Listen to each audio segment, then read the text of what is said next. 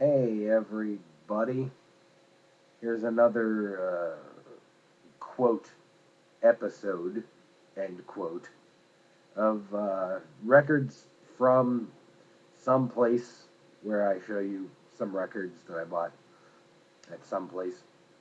And for the record, no pun intended, I swear to you it was not intended. This is, in fact, a Grateful Dead shirt that I bought at a Dollar General.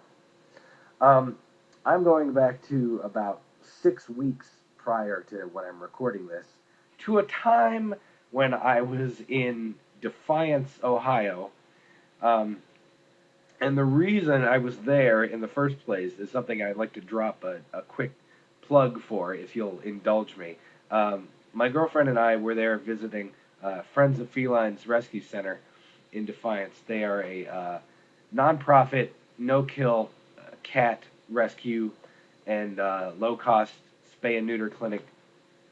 They have a website at fofrescue.org and a 24-hour-a-day webcam where you can observe the kitties frolic and play at ustream.tv/ffrc. Just wanted to give them a bit of business because they're a nice organization, and they were the reason that I was even in Defiance, Ohio, in the first place. Where on Sunday morning before we left town, I wanted to hit up the Goodwill down the road from the hotel we were staying at, which we did. And before I even got to the records, I went through a whole big shelf of CDs, much like one of these, um, which were all priced at $3 each. The CDs, not the shelf. Um, and there were a good handful that I eyeballed and thought about taking home. Some of them were kind of scratched, and so I had to say no. But I did bring a few home, like, for example, this Best of John Coltrane CD on Rhino, the very best of John Coltrane, in fact. This is not the first time I've bought this CD. It's not even the first time I've bought it from a Goodwill. I bought this CD for $2 at the Goodwill near where I work, which was the subject of the last video that I did. And I ended up having very bad luck with the CDs that I bought at Goodwill that day. I think they all came from the same collection. Um, Basically, they all had some kind of skip or were really scratched up, and it was my fault for not checking them before I bought them. And I guess the only reason that I didn't think to do so was because all the CD cases were taped shut, and rather than just like taking my thumbnail and cutting the tape and opening this thing and seeing if the CD was scratched or not, I kind of just took it on good faith that they would be okay. And I think I bought like 5 or 6 CDs for $2 each. All of them skipped somewhat. I think ultimately I only kept one of them, maybe two, and added to the permanent collection. The rest are just kind of sitting in a stack over here so I can cannibalize the cases or something in the future. But in the case of the John Coltrane CD that I bought, it actually had like a piece of the surface was missing. I noticed it when I held it up to a light that you could see light through a hole, and obviously that meant there was some playing surface that was missing, and it was gonna skip. So I never even played it. I just kind of threw it aside in this pile. But this is a perfectly good copy that I got at the Goodwill in Defiance for $3. And CDs tend to get listened to before records do, since I can listen to them in the car at least on the way to and from work and wherever else. So I will probably listen to this a lot sooner than I'll listen to records that I bought even this month, which won't get played for a very long time indeed. Um, this is an okay thing to have, I guess. The soundtrack to the film Gross Point Blank, starring John Cusack, and I think that's Minnie Driver. I have actually seen this movie years ago, and there were actually 2 volumes of soundtrack CD that I used to just check out from the library and listen to. This is the first one. It contains such smash hits as Violent Femmes, Blister in the Sun, Rudy Can't Fail by The Clash, Mirror in the Bathroom by the English Beat, Under Pressure by Queen, and some others. There's a version of Pressure Drop by the Specials, which I don't really care for. Um, it's certainly not the original by Toots and the Maytals. Um, it's about as unlikable as the Clash's version of Pressure Drop, which at least didn't pretend to be like reggae or ska or whatever. It was just the Clash version. Um, actually probably like that one better than the Specials version, which isn't. I don't know. It's not terrible. It's just not the original. I don't know. There's an interesting remix version of Pete Townshend's "Let My Love Open the Door" on here. Perhaps one day I can find Volume 2 of the soundtrack for a couple of dollars at a Goodwill, in which case I'll buy it and listen to it once and put it on the compilation rack and never again. We did listen to that in the car on the drive back from Defiance, and I don't know when I'm ever going to listen to it again, but I have it. The best CD that I found, the best, I guess, was George Carlin's "What Am I Doing in New Jersey?" This is from 1988.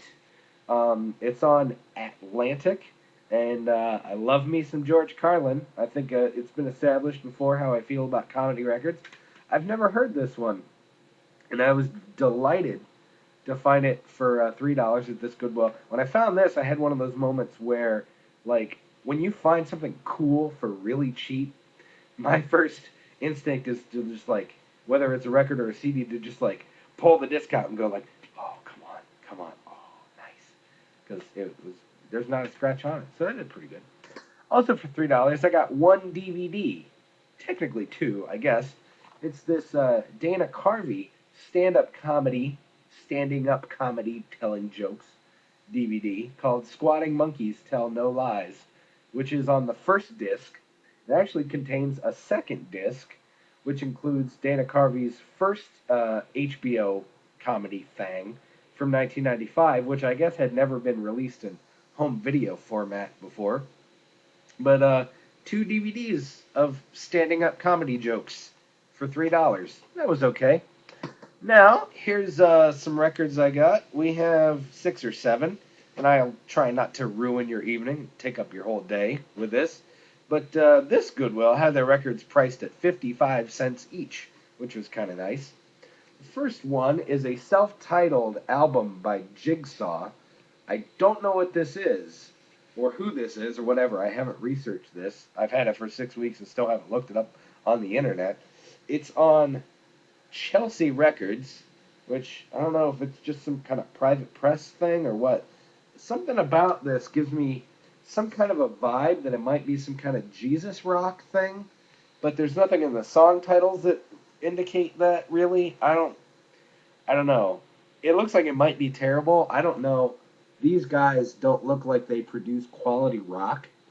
And this is from 75, so maybe. I don't know. This one guy looks really old.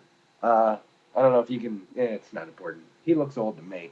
I don't know when I'll listen to this or if it'll be any good. Oh, but also, how cool is this fucking guy with his shades? Okay. This is something that looks very disco-rific indeed. It's the Silvers, and it's called Something Special. Is it something special? It might be something terrible, for all I know. And also, I don't know why it even has this little flap. It doesn't really do anything but cover up these lights right here, and it just has the title here again. You gotta love these disco suits on this Silvers family band. I don't know who these guys are. But I do know that it has a song called Mr. Guitar Man and a song called Disco Showdown, which sounds very threatening indeed. This is on Capitol. 1976 this came out. There's a chance it could be like some very groovy funk of some sort, or it could just be disco trash. I don't know. In the previous episode, we discussed Unipacks and the relative scarcity of ones that are in okay condition and not falling apart that you would find in a Goodwill. Here's a record in a Unipack by The Purpose, which I think is just a self-titled record, as there's nothing on the spine other than The Purpose. This was produced by Tom Wilson, who you may know from his production work, quote unquote, with Bob Dylan and the first couple of albums by the Mothers of Invention. Um, this is on ABC Records, I guess. Um, why am I saying I guess? The logo is right on the cover. But let's look at the label. Okay, it's on ABC. Um, I take this to be some manner of blues rock of the late 60s, early 70s variety. Um, it contains songs such as Hippie Chick and Nosy, Nosy People. Um, this might be good. Obviously, I haven't listened to it or done any real research on it. One of the recording engineers was Eddie Kramer, who you may know from his work with, I guess, Jimi Hendrix and Aerosmith, and also Gary Kellgren, who you might know as the creepy whispering voice on Frank Zappa and the Mothers of Invention's We're Only In It for the Money album. This is in pretty good condition, and again, was surprised to see the Unipack that hadn't been just completely folded over. Here's a record that is worth every one of the 55 cents that I paid for it. Here's Knockers Up by Rusty Warren. This saucy, sassy broad made a good handful of these bawdy comedy records in the late 50s, early 60s. Uh, I'm kind of using the word comedy loosely. They are supposed to be funny, and they're sort of cute in the way that they were sort of raunchy by the standards of the time. But she just had this sort of nightclub act where she would sing a few songs, sometimes with scandalously filthy lyrics. And, yeah, I don't know. I have, like, two or three other records by Rusty Warren, all of which I found at Goodwill's and I've listened to once and just sort of put away because they're kind of cute to listen to once, and that's it. Not my favorite style of comedy record by any stretch. Um, Rock and Roll Queen by Mott the Hoople with kind of a neat cover. Um, Contains the title track, obviously, and a cover of You Really Got Me, as well as two of the finest song titles in 1970s rock and roll. Death May Be Your Santa Claus and The Wheel of the Quivering Meat Conception, which I think is tragically only something like 28 seconds, 25 seconds. I don't even know what it sounds like, but the title's pretty awesome. This is on Atlantic. Here's the classic Atlantic / Atco inner sleeve with all the albums, which if you have enough records or have been collecting or buying records or digging through crates of records for long enough, I'm sure you've seen a billion of those. I don't have any particular feelings about Mott the Hoople. I have an ancient and well-worn copy of the All the Young Dudes album, which I rarely ever listen to. But it was something I found in good condition and might be okay to listen to a few times. Let's get on with our lives.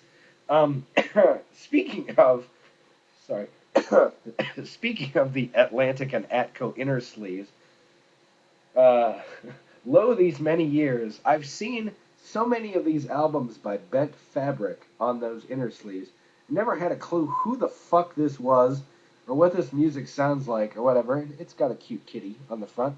This album is called Alley Cat. It's on Atco.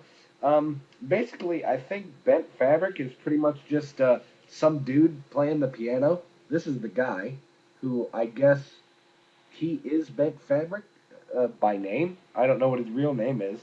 Um, I've been told by a friend who buys and sells lots of records that these records aren't really that good or that interesting. It's just some dude playing some shit on the piano. I don't know if it's supposed to be like ragtime kind of shit or if it's remotely rock at all. I don't know, but I've never heard a Bent Fabric record, and I don't think I've actually ever seen one for purchase.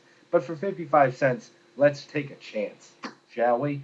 Um, Here is an album on Buddha Records, released in, oh, I don't know, 1960 something?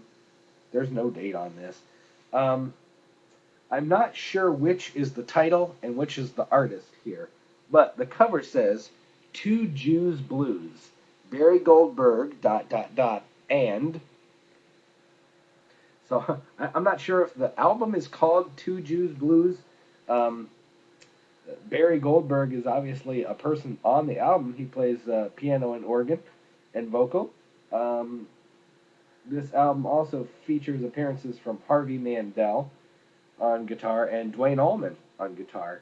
Um, includes a cover of "That's All Right, Mama" by Arthur Big Boy Crudup, which you may also know as Elvis's first single, I believe. Elvis Presley, obviously. Is it obvious? I don't know. And a tribute song to Jimi Hendrix called Jimmy the Fox. I have no idea if this is any good. It's got some horns on it. It's obviously a blues rock of some sort, as evidenced by the blues in the title. Who the two Jews are, I'm not sure. I can only assume Barry Goldberg is one. Harvey Mandel, maybe the other. I'm really not clear on what's going on with this thing. But it was on Buddha. It's a little dusty. Um, the fact that it's on Buddha doesn't really have anything to do with anything. I'm not sure why I interjected that just now. But that's whatever. Last one. I'm not sure what we're clocking in at here, but hopefully this hasn't taken up too much time. This is a Beatles songbook. The Brothers Four sing Lennon and McCartney. Who amongst us isn't a giant Beatles fan? Certainly, I love the Beatles. I don't know if this is going to be any good. These four clean-cut and well-scrubbed, fresh-faced, post-collegiate gentlemen in their quaint little vocal group singing Beatles songs. I'm not sure when this came out, and strangely, it's produced by Tio Macero of Miles Davis fame. It's on the 360 Sound label, so it's obviously from the 60s and is an original pressing. I don't know how many pressings of a thing like this that Columbia really would have done, but if you are curious by any chance, it contains Michelle, Help, Yesterday, Norwegian Wood, We Can Work It Out, Nowhere Man, I'll Follow the Sun, not one of my favorite Beatles songs, and I Love Her, If I Fell, Girl, and All My Loving. This is in pretty okay condition. It's a little scuffed. It has no inner sleeve, so again, with these old, like, 60s kind of cardboard covers, I feel like every time I move the record in and out of this thing, I'm just scratching the shit out of it. Um, if this is any good, and it will be a while before I find out, but if it's any good, I suppose I'll just throw a paper sleeve in there and get on with things. Okay, so there was those. Also, while I was in Defiance, I visited a place in the mall. I think it's called Northtown Mall, but the store is called Joe's Records, and that's a teaser, I guess, for a future episode. That doesn't really tell you anything. I went to a place called Joe's Records, and I bought records. And the next time you see my face on this stupid thing, I'll tell you what they were and maybe give you a little anecdote or two about the store and about the records. We'll just see how that shakes out. But keep watching. Not that anyone is, but if you like these, here's another one. You could do the thumbs up thing where you indicate that you like it, or leave a comment. At this point, if you do, you will have been the first. That's all I got for this one. I guess I'll see you again because God knows I have more records to show you, and for some reason I can't stop buying them, even though I'm just now listening to ones that I bought almost a year ago. But for now, goodbye.